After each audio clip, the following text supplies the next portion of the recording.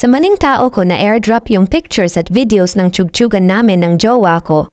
Kwento ko lang ang nangyari sa akin kanina kasi hanggang ngayon, hindi talaga ako makamove on at kinakabahan talaga akong magbukas ng phone. Kanina kasi, habang nasa bus kami pauwi, galing bakasyon ng boyfriend ko, may dalawang lalaki na tingin ng tingin sa akin. Kahit minsan tinititigan ko sila pabalik, aba, hindi pa rin kumuhurap tapos bigla na lang silang natawa habang nagbubulungan. Feeling ko nun pinagtitripan nila ako. Akala ko prank na naman o di kaya TikTok content. Nag-iisip talaga ako noon tsaka pa simpleng naghahanap ng hidden camera sa bus. Pero wala talaga eh. Gusto kong sabihin sa boyfriend ko pero ayoko naman na mag-cause yun ng gulo. Kaya hindi ko na lang pinapansin kahit sobrang uncomfy talaga ako sa mga tingin nila sa akin. Hanggang sa malapit na kami sa terminal ng babaan ng bus, biglang sabi ng jowa ko, "Babe, na-airdrop mo na ba sa akin yung pics and videos natin kagabi? Wala sa photos eh." Sasabihin ko na sanang, oo, kanina pa. Pero napatigil ako nang ma-realize ko na sa maling tao ko pala na airdrop yung pictures at videos ng tugtugan namin. Tsaka ko lang naisip na pinalitan ko na pala yung name ng airdrop ng boyfriend ko. Pero yung pinasahan ko, hindi pa napalitan. Feeling ko tuloy, kaya ako tinitingnan nung dalawang lalaki sa tapat. Baka sa kanila ko na-send.